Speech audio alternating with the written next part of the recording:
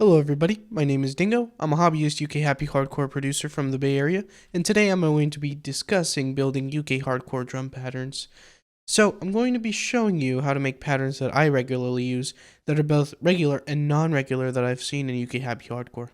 I'm also going to be attaching some example tracks in the description of other variations that exist that artists use with their own drums, so you can get some more perspective. So first things first. Making drums during the chorus is often traditionally 4 to the floor, but there are a few variations that are done every 2, 4, or 8 bars. Some examples include Al Storm, Overdrive, and a few J-core artists. Unfortunately, I won't be able to play these examples out because of copyright, but I'll be sure to post links so you can listen to them over in the description.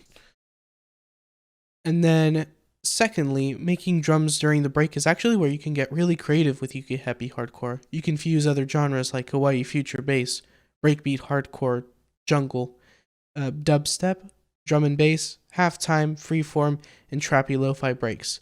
Some examples include Yuki Yanagi, Darwin, and Scott Brown. Again, I won't be able to play these examples out because of copyright, but I will post links as well in the description. So let's discuss 4 to the floor. So 4 to the floor indicates that each beat is occupied by a kick, which means that under 170 BPM, we have 4 kicks for every bar, right? So it hits something like this. And then there are a few main elements, and I'll outline these, the typical stuff that you might hear during a chorus drop.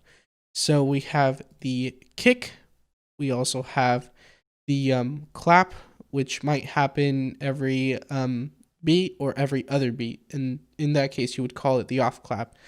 The roll snare / kick for the transitions, the off clap off snare, the closed hat, the open hat, the low percussion loop, and the high percussion loop. And so, speaking of variations, it often involves the kick more than it involves the other elements. It can sometimes involve having the kick play rapidly, having an increasing gap between kicks, or getting rid of the kick altogether, which allows the off clap or the off snare to do their thing. So let's talk about how I personally build 4 to the floor drums during the chorus. So with respect to the kick, I often look for a clappy kick with a strong mid and a smidge of side content, as you see here. It's just that I've been digging this sort of sound recently, but in the end, I'm not opposed to using different sounds. Everything really depends on the track. I usually tune this kick to the scale of the song as close as I can get it, but this is mainly accomplished in the layering phase where I have a separate sound design project. I also look to get this kick shaped with an envelope such that it is pretty much gone during the 3rd step and completely out by the 4th step.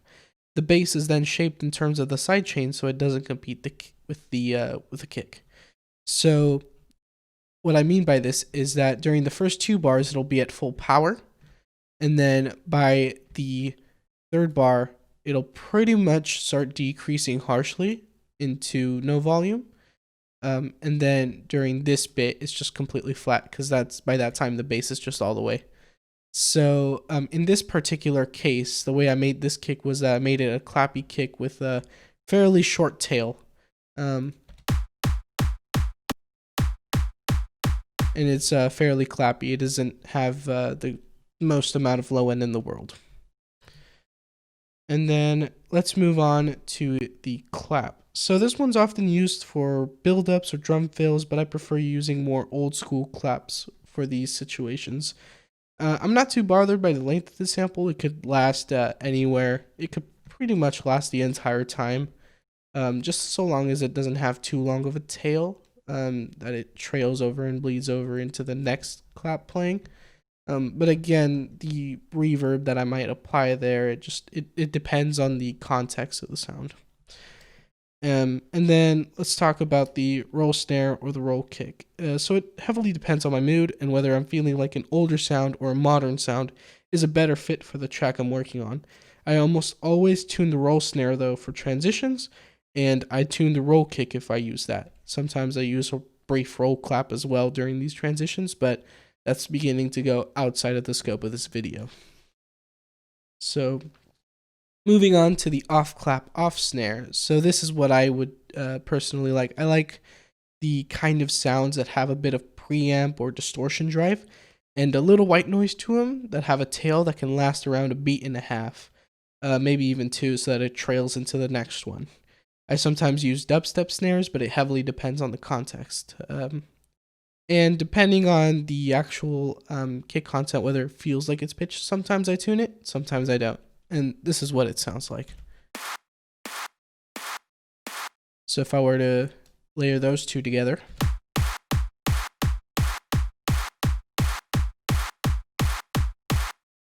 right? So that's the example there.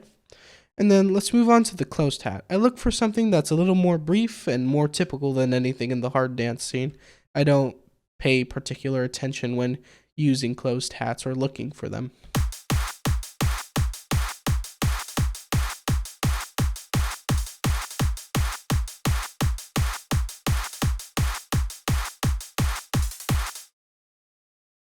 So that's my example. With respect to the open hat, I tend to get a little more creative with this one because it really depends on the context of whether I want something that's more from the early 2000s to 2010s or something that's more akin to modern J-core or UK happy hardcore. Sometimes I go a little bit creative with the phasing or with the adding extra reverb to it, maybe adding a hinge of delay. Sometimes I reverse it. It really depends.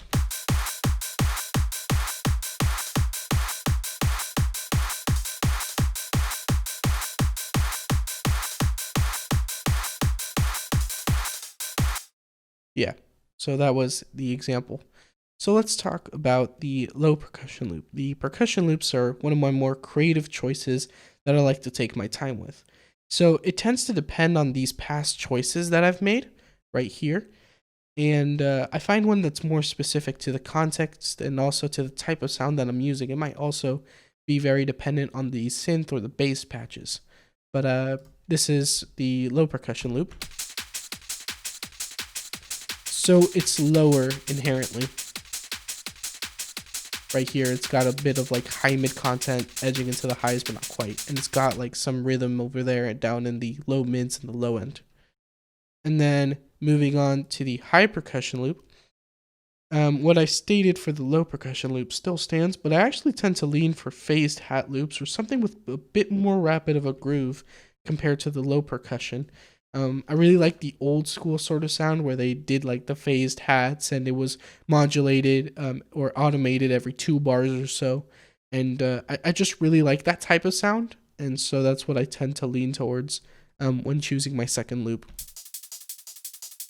So this isn't necessarily phased, but if you were to play with the lengths of these, you could get them phased. But for the sake of this example, I just really like the way that it sounded combined right here with regard to the high. And so let's play out the entire example.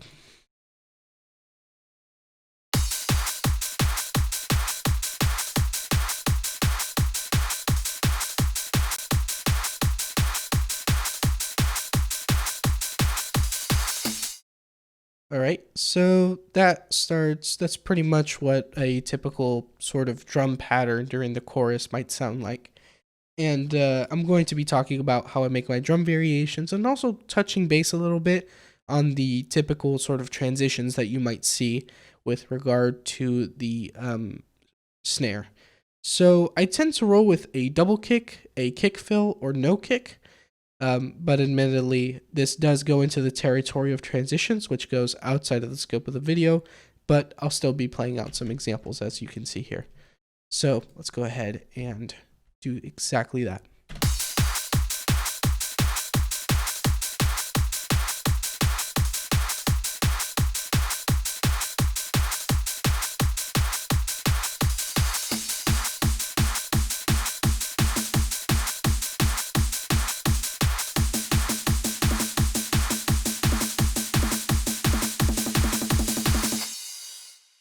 So that was an example of it. It's more of a pitched dubsteppy snare, a little bit, but it's got a little bit of that old school element to it too. So this is one way where it tends to be flat, but it sort of varies in pattern. It isn't flat the whole way through. That's one way of doing it. You can also do it where you pitch it during the last few beats or just the last bar in general.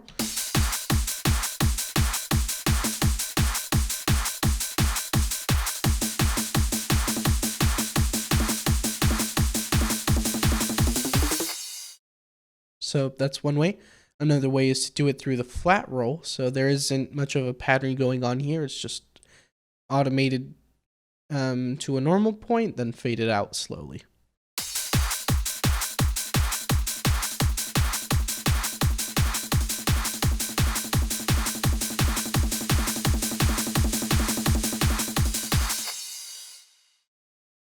Yep.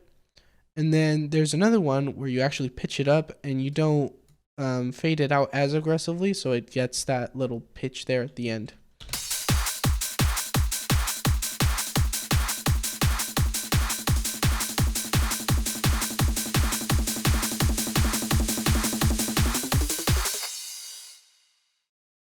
And yeah, that's one example of the sort of transitions that you can make. You see here that there was a lack of a kick that was deliberate. And then we're going to move on to the sort of other parts where you get more excited with the kick. So here we go.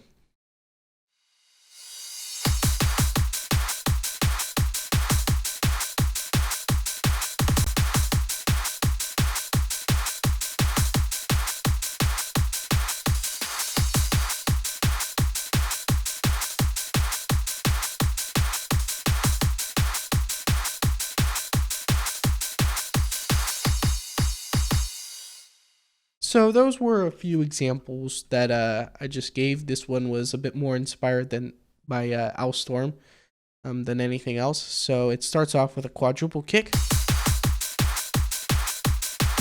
And then every 2 bars, I sort of stole or got inspired from Scott Brown. He tends to have this little pattern of his where every 2 bars, he'll just have like a double kick or a double clap playing out here.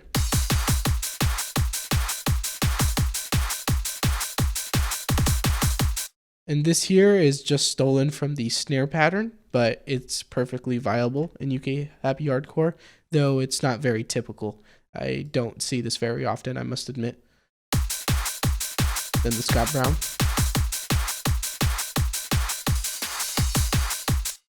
And then this here is actually inspired by one of Owlstorm's tracks. What he does is he actually leaves the last kick and then he starts off with a double.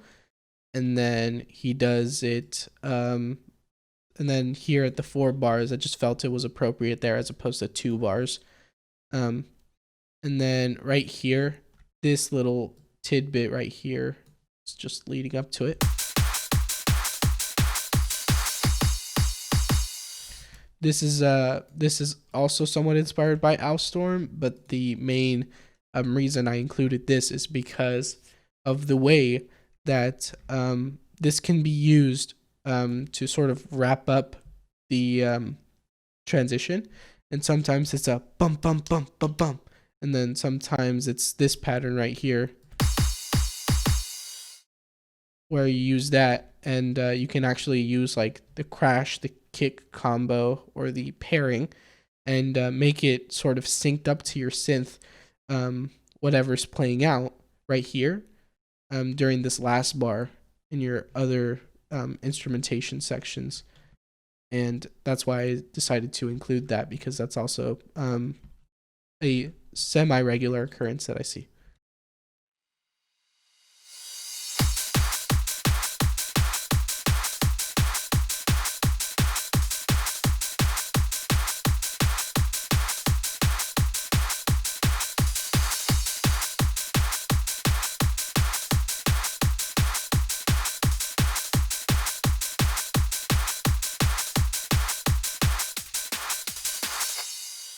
Here is another transition where the absence of a kick allows these two to do their thing.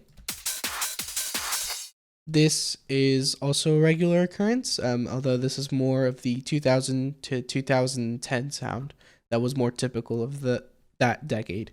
But sometimes some producers would include this last kick here just for like embrace the finality of it. It's a personal taste thing, really. So it's more of a matter of personal taste, which is why I left it there. I just included it because that's also present.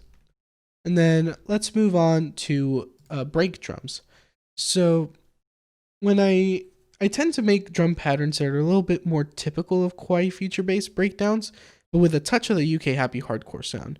So it's sort of a mix of the classic chiptune stuff and the future-based chords, and then just like a tinge of like, UK happy hardcore pads, and maybe like the Korg M1 involved as well.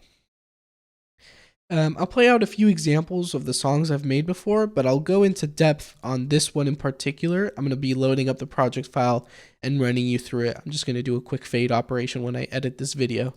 So let me just go ahead, play out the examples real quick while zooming in on these tracks. So here's example 1.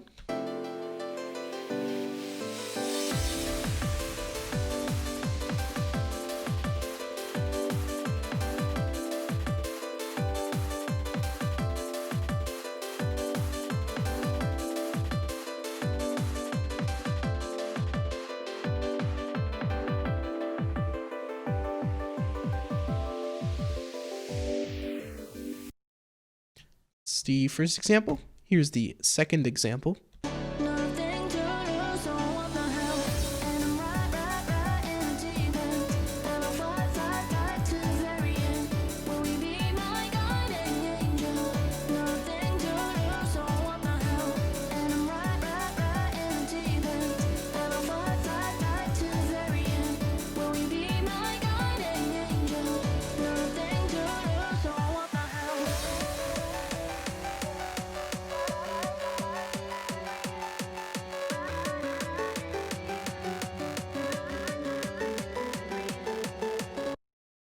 Yeah, so that was the second example. And then here is the third example. Chocolate rain. Chocolate rain. Chocolate rain. Angels cry and shake their heads in shame. Chocolate rain. Using you to fall back down again.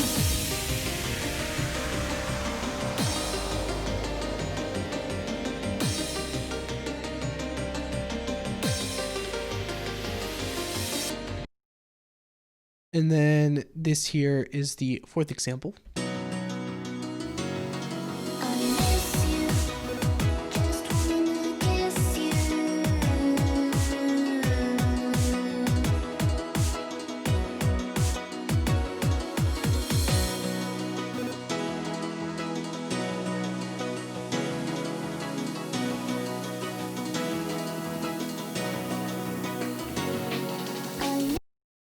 And so with that, that's the last example that I'm going to give. And then I'm going to go ahead and transition into this particular project to show you how I made the patterns that I did, what sort of decisions I made, because it's my most recent work at the time of recording this video, and it's still fresh in my mind.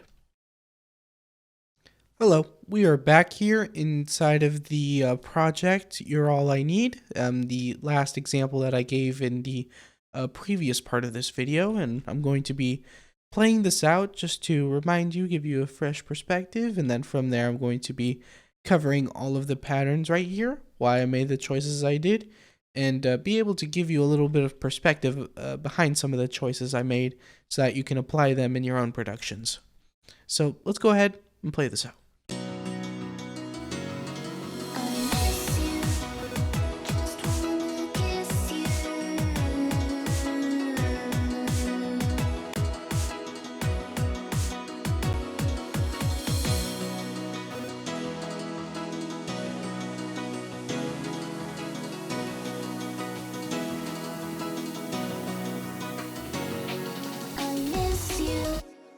Alright, so that's pretty much the entire sort of breakdown, breakbeat section. So I'm just going to go ahead and cover each of these individual things. So we have the crashes for the transitions. We also have the breakdown drums, where I had a kick filter, where I combined a 6 dB decrease in volume, as well as a bit of a low pass and a high pass filter. And I also did the same for the snare because I believe I used the off snare for this, if I remember correctly. Let's see. Oh.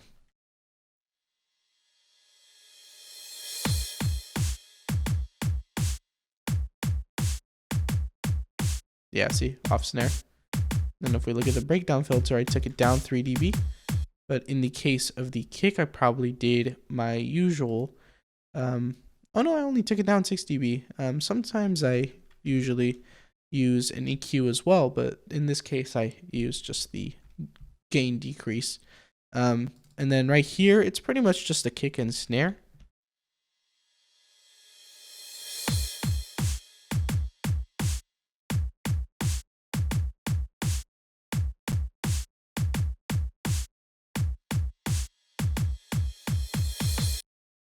Yeah, so it's a pretty simple pattern, no percussion going on. I'm just letting the synths fill up the space. So right here we have the piano notes, which is a chord again 1, I'm pretty sure.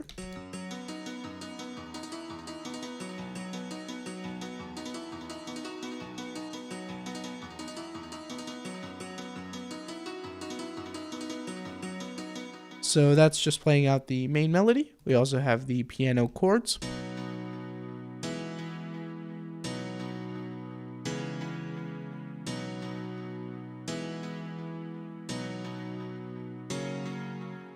So that's that right there. We also have a future bass, a kawaii future bass pad.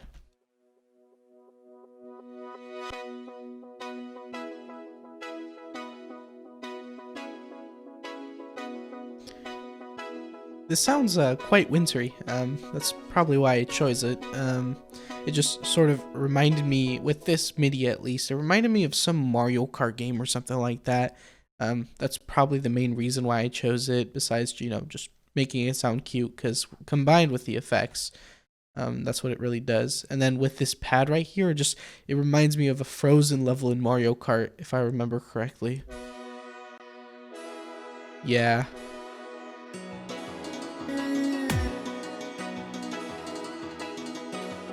Yeah. Yeah, that's exactly what it reminded me of. And then the 8-bit thing with Serum. Just for a little bit of randomness, just get that like kawaii future bass in there with the 8-bit video game influences. That's the main reason I included that there. And so when you combine that with the vocals, Kiss you, just wanna kiss you.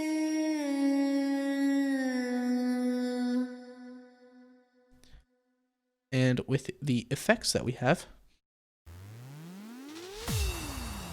just the anime effects, nothing special. The 8-bit is taken care of right here. And yeah, that's pretty much it. It isn't as complicated as it would normally seem.